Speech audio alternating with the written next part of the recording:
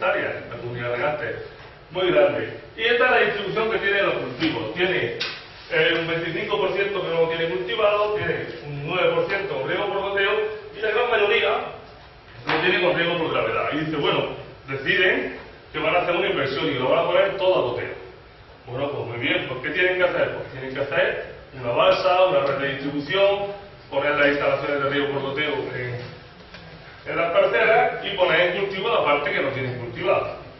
Entonces pasaríamos de una situación inicial donde está todo o casi todo por gravedad, excepto los invernaderos, a una situación donde no existe el riego por gravedad, todo es goteo y además se incrementa la superficie de cultivo en el porcentaje ese que no estaba. Bueno, pues ¿qué inversión se tiene que hacer? Pues se tiene que hacer la balsa, se tiene que hacer las plantaciones y se tiene que poner la instalación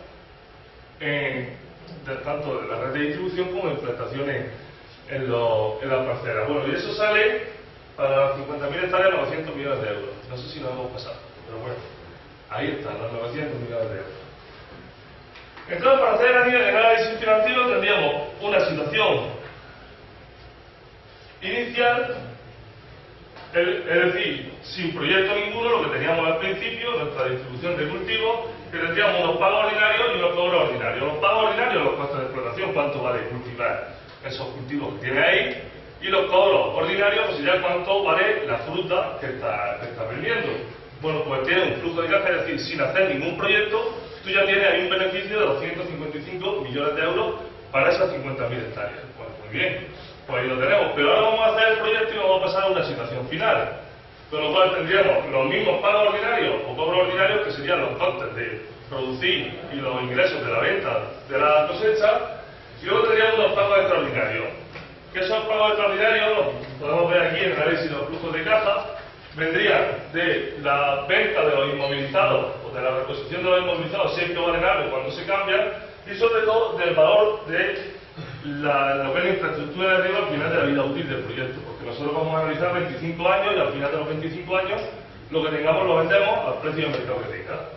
Con lo cual tendríamos unos cobros y unos pagos ordinarios y unos cobros extraordinarios derivados de la renovación del inmovilizado, y aquí sería por todo el pago de la renovación y el mantenimiento de la infraestructura. Finalmente tenemos un flujo de caja, pero ese flujo de caja no parte de cero. Es decir, no tenemos nada y ahora tenemos esta inversión. Resulta que antes teníamos una inversión que era esta, porque la superficie estaba puesta en cultivo, tuvimos beneficios, y la diferencia es lo que nosotros comparamos con respecto a la inversión. Bueno, pues bajo estas circunstancias, para un horizonte temporal de 25 años, resulta que poner el cultivo en regadío nos proporciona un ahorro de 22 hectómetros cúbicos, simplemente por utilizar la tecnología de riego y incrementar la eficiencia tanto de distribución como de aplicación del agua de riego. Bueno, pues yo creo que ya estamos ahorrando bastante. Hacemos o calculamos los indicadores y vemos que, bueno, para esa inversión de 900 millones tenemos una tasa interna de rendimiento del 4%.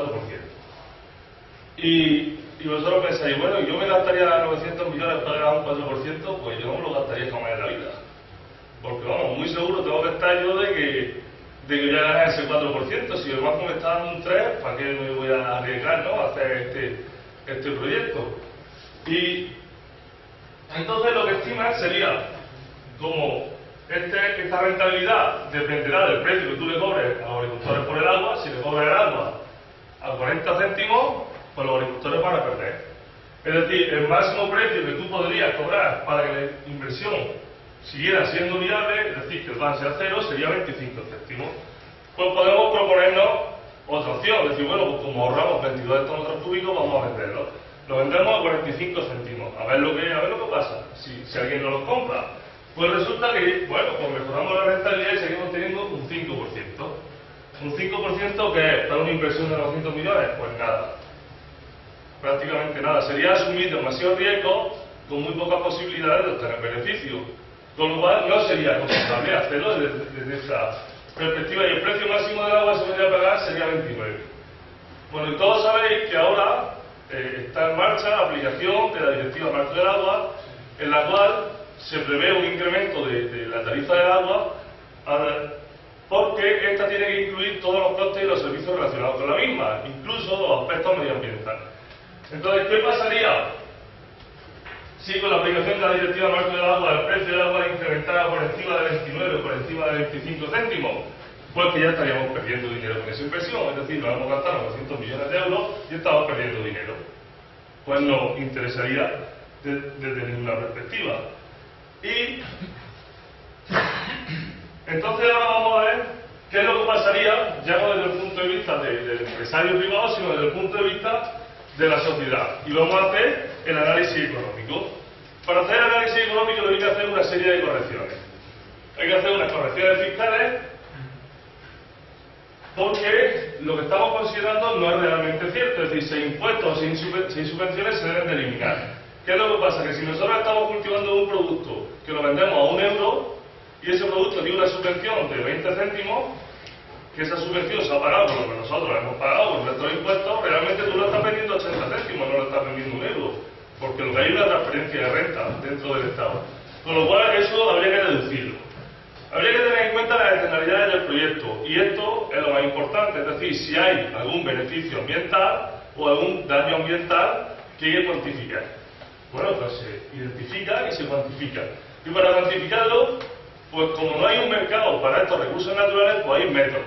Hay métodos de preferencia revelada, como el método de precios hedónicos, el método del coste del viaje, y hay métodos de preferencias expresadas que sí que están más utilizados, como el método de valoración contingente o experimentos de elección. Bueno, pues aplicaríamos este método, o uno de estos métodos, y obtendríamos el valor ambiental que sufriríamos o ocasionado por el cambio que generaría el proyecto. Sería algo muy concreto y siempre ligado a un cambio que está generado por el proyecto, por la política o por lo que sea.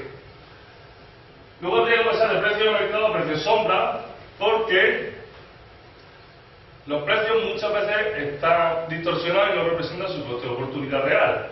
Y aquí el ejemplo más claro es el caso de la mano de obra. Cuando una persona está trabajando y cobra un salario, el precio que nosotros consideramos por ese salario no es ese precio real, porque esa persona está pagando por lo menos un 30% de lo que cobra a la seguridad social, y la seguridad social es de todo, con lo cual habría que reducirle esa parte de la seguridad social. El salario sombra sería menos que el salario real que cobra, visto desde el conjunto de la sociedad.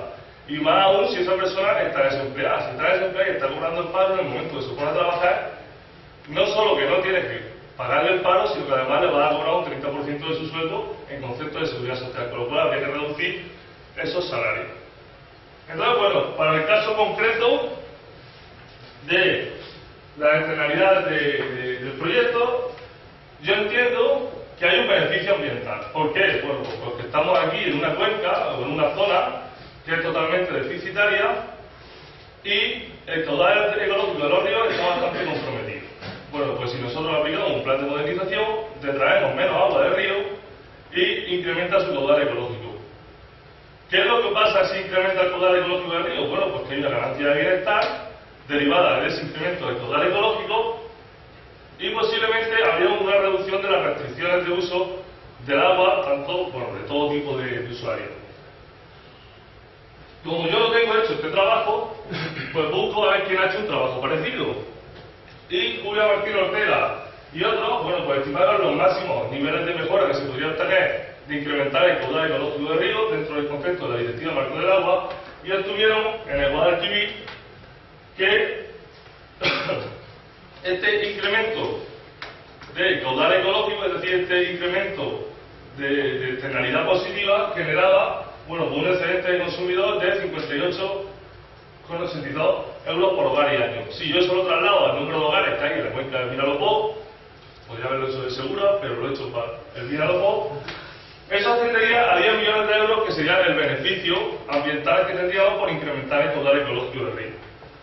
Luego, si consideramos el salario sombra y la generación de empleo que vamos a ocasionar con ese proyecto, pues vemos que por un lado asumimos que ahora, pues tal y como está la situación, pues hay muchos desempleados y tenemos que darle trabajo, con lo cual al darle trabajo ya no tenemos que pagarle el desempleo, y encima de todo él nos va a pagar a nosotros, como sociedad en el conjunto, pues su parte correspondiente a impuestos y a seguridad social, con lo cual eso generará un beneficio adicional de 53 millones de euros para los 5.300 puestos de trabajo anuales que vamos a generar con nuestro proyecto. Se genera mucho trabajo porque hay un incremento muy grande de la superficie de invernadero y requiere mucha mano de obra, por eso salen estas cifras así de esta manera. Bueno, pues finalmente hacemos nuestro análisis económico, igual que el análisis financiero, pero ahora incluimos el beneficio ambiental, la generación de empleo, que sería otro beneficio, y una tasa de descuento. Ahora vamos con una tasa de descuento un poco mayor. Antes hemos puesto el 3, ahora vamos a poner el 4.